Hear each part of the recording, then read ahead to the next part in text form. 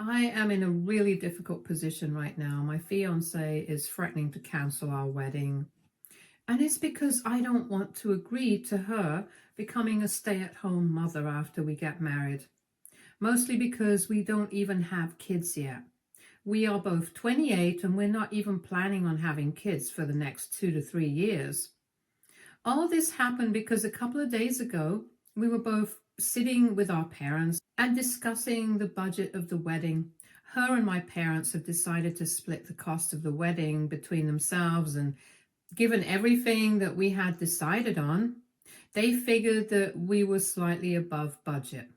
But my fiance, let's call her Ada, did not want to budge on anything. She kept insisting that she was only getting married once, so she wanted to do it right and wanted everything to be done her way. So eventually, I suggested that maybe I could contribute a little bit because I had some money saved up, and that's how the problem was solved. Later on, Ada asked me exactly how much money I had saved, so I told her about it. And it was quite a significant amount. It had to be because for the past 6 years, ever since I got my first proper job, I have been putting aside a chunk of my salary for the future on a monthly basis. I don't touch this because it's being kept aside for emergencies.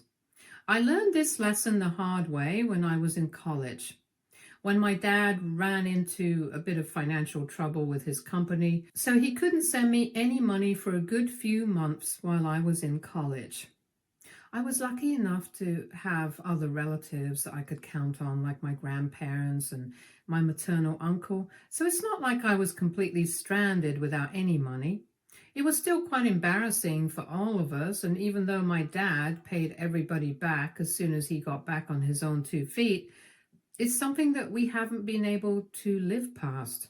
So since then, I had made up my mind that whenever I started working, I would definitely keep money aside for emergencies like this because there's no telling what might happen in the future. My dad hadn't bothered to save so diligently, which is why he got into so much trouble and had to face so much embarrassment. And as much as I love him, I didn't want to go through the same thing.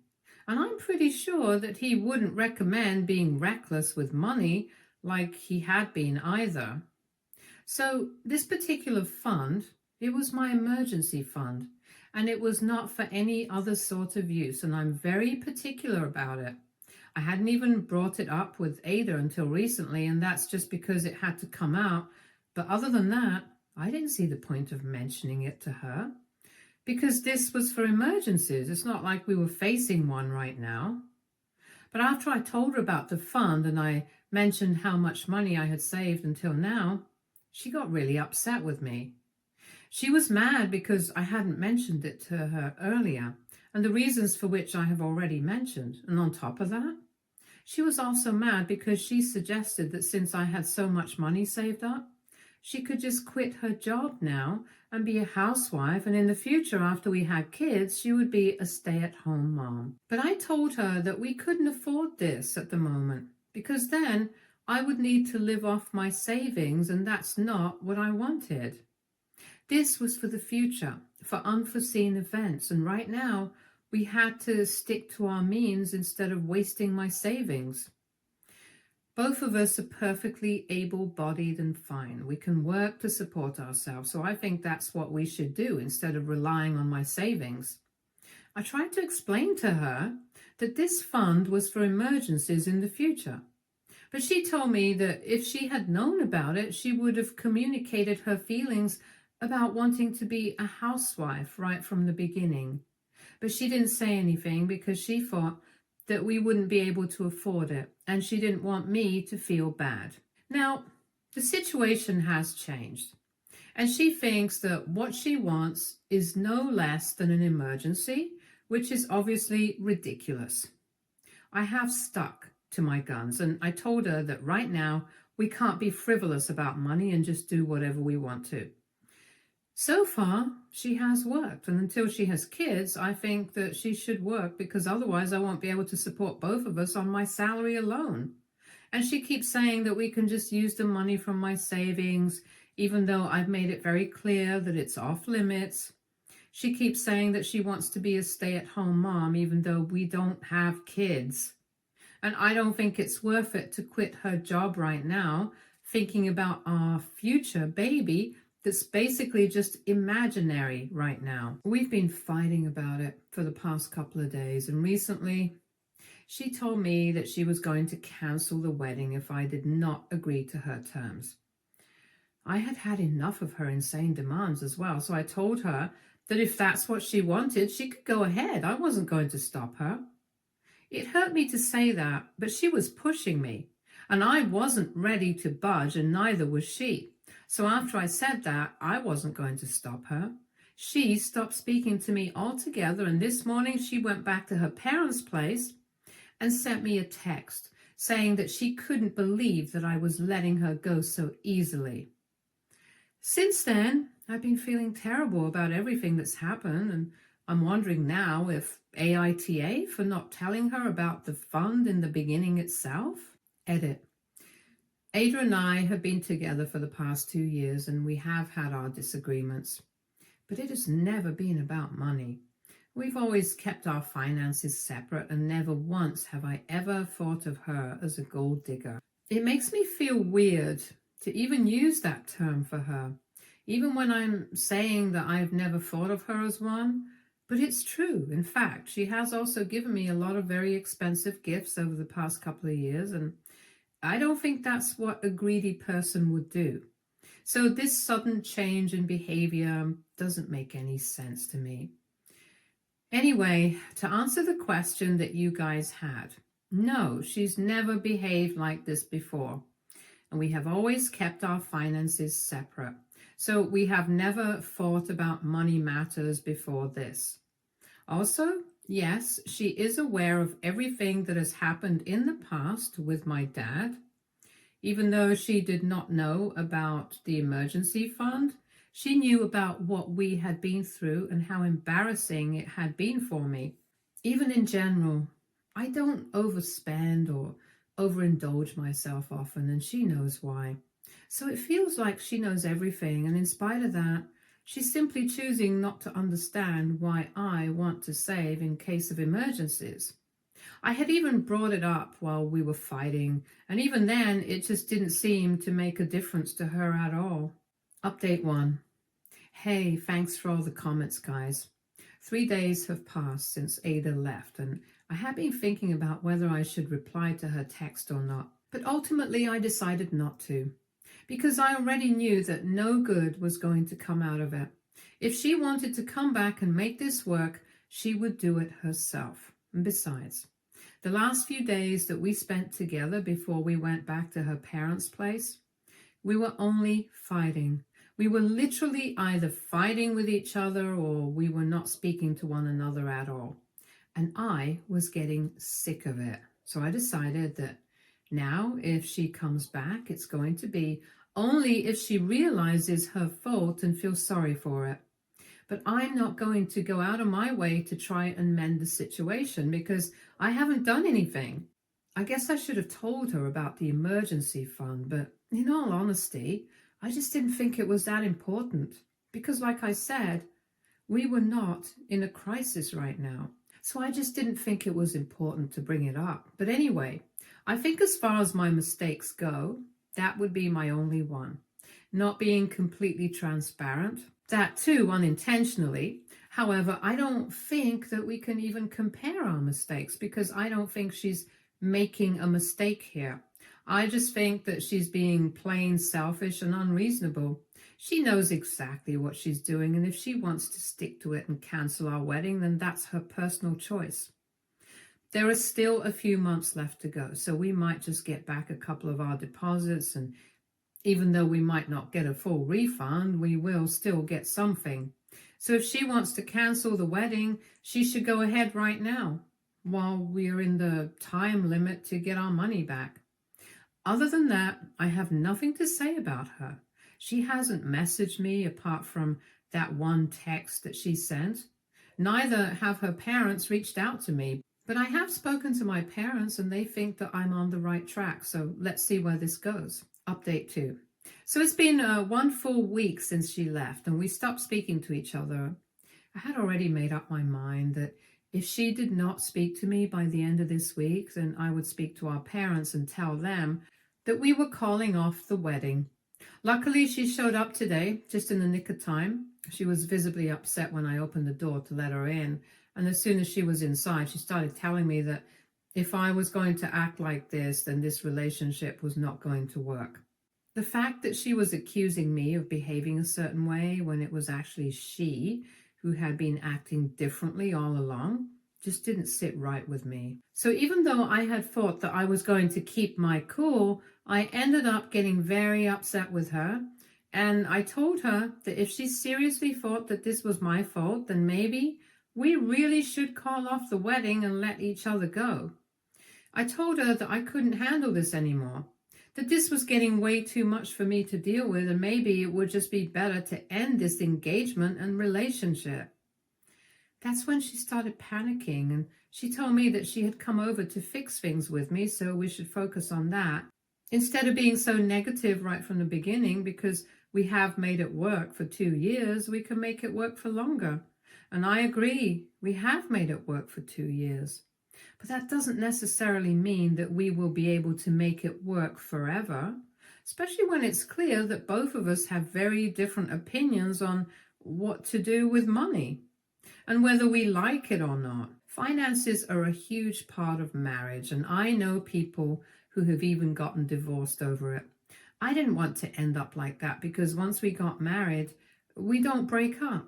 We get divorced, and that's a huge deal. Not just financially, but also emotionally.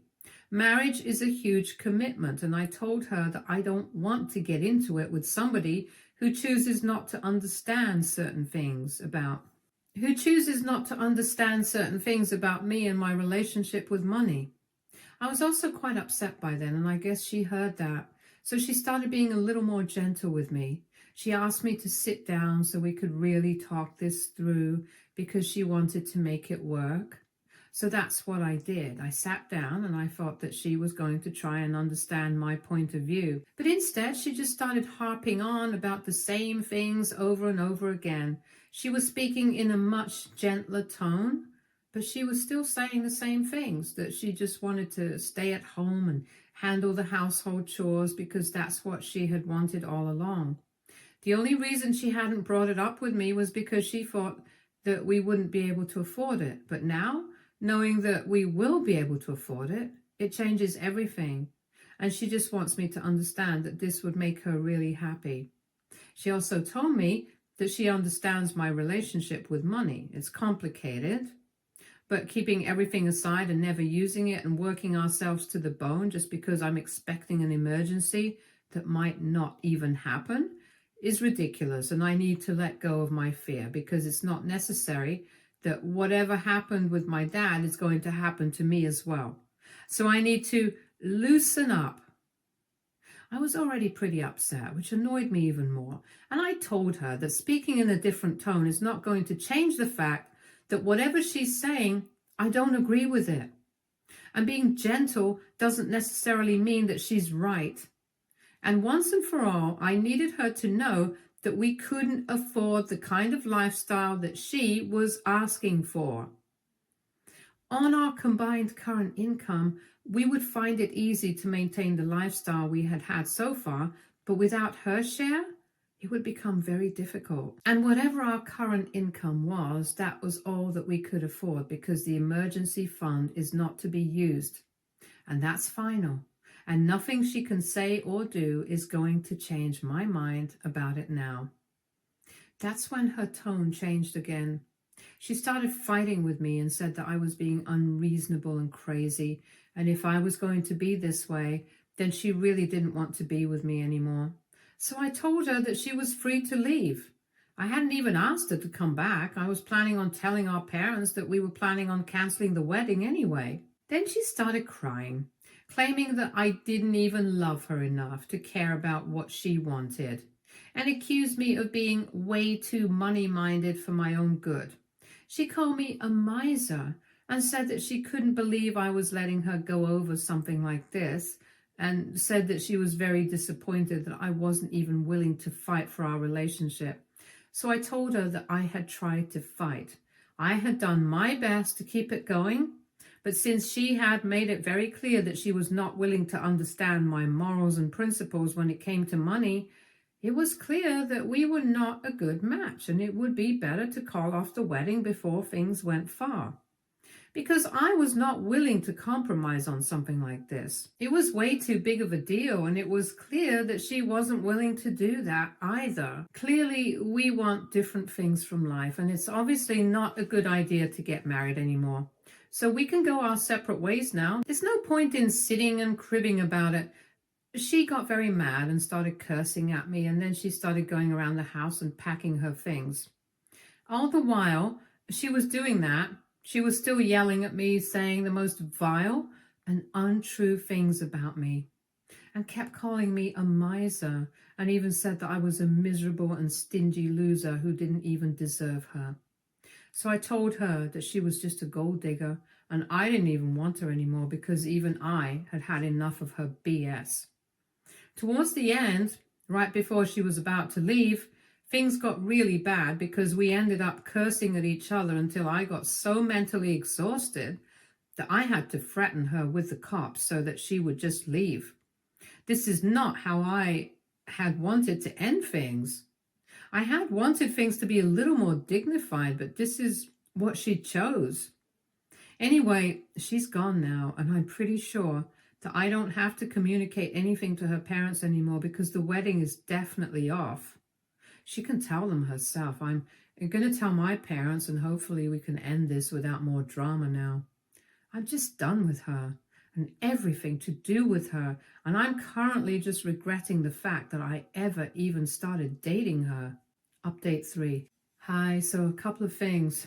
I know that from my previous update it seemed like I'm probably the kind of guy who's never up to spending any money at all, and let me just tell you guys that's not true.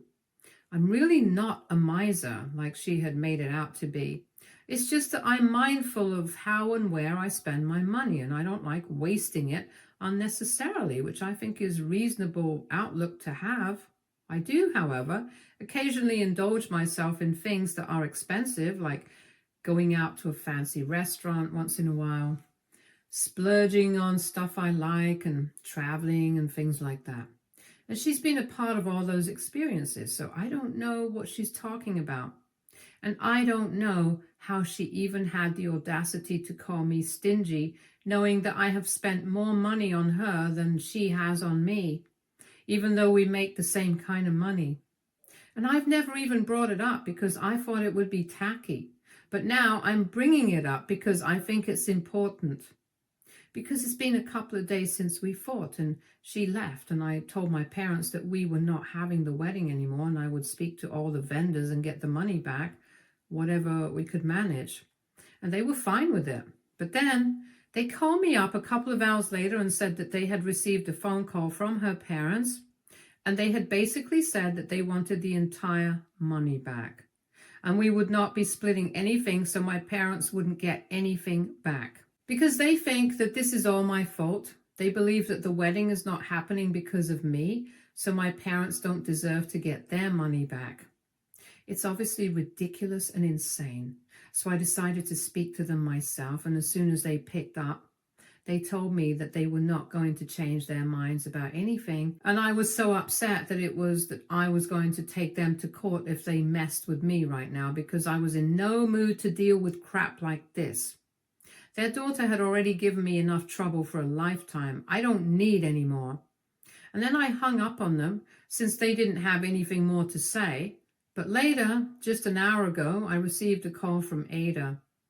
I didn't pick up, so she texted me and told me that I had no right to speak to her parents that way, and said that they were right about everything. She also believes that the wedding is not happening because of me, and that's why my parents don't deserve to get their money back now. It's genuinely so insane. And I really can't believe that they actually think that this is a completely valid point. I didn't reply to her text, I just blocked her. But then she called me from a burner phone half an hour back, and I guessed that it must have been her, so I ignored it. And I was about to block that number as well, but then she texted me saying that I absolutely had to pick up and I couldn't run away from the situation like a coward. That text really annoyed me and I got baited, unfortunately. So when she called me a couple of hours later, I picked up immediately and put her on blast. I told her that if the wedding getting cancelled was anybody's fault, it would be hers. I told her that she was acting like a complete and total gold digger, which is when I brought up how I had spent so much money on her in spite of earning just as much as her, and she had the audacity to call me stingy. And right now, given the way her parents were behaving, I wasn't surprised because I could see where she got it from. She obviously got really mad that I had said anything about her parents, and then she started cursing me out and said that she had been calling to talk things out with me and come to a civilized conclusion, but now she was going to make sure that I regretted every single word that I said against her and her parents. I told her to go right ahead, mostly because I knew that she wouldn't be able to do anything, and these were all empty threats. And then I hung up and I blocked the other number as well. Honestly, I don't know when it came to a point like this and how it got so ugly. But I'm glad that we decided to call off the wedding because everybody's true colors are coming out now. I can't believe that her parents, who I had such a good relationship with so far, who had been so nice to my parents all along, are turning out to be people like this. It's really just shocking, and it just goes to show that you think you know people, but you really don't. You only get to see the side that they choose to show you. This has all been a huge disappointment and shock, not just for me, but also for my parents, because they had really accepted Ada as their daughter-in-law and were very happy about our decision to get married. I know it has come to a point like this. I just can't even believe that this is all happening and we are being so nasty to each other. But it is what it is. I just hope that things get sorted out soon. We are able to separate the whole financial thing and end it so we can get a clean break.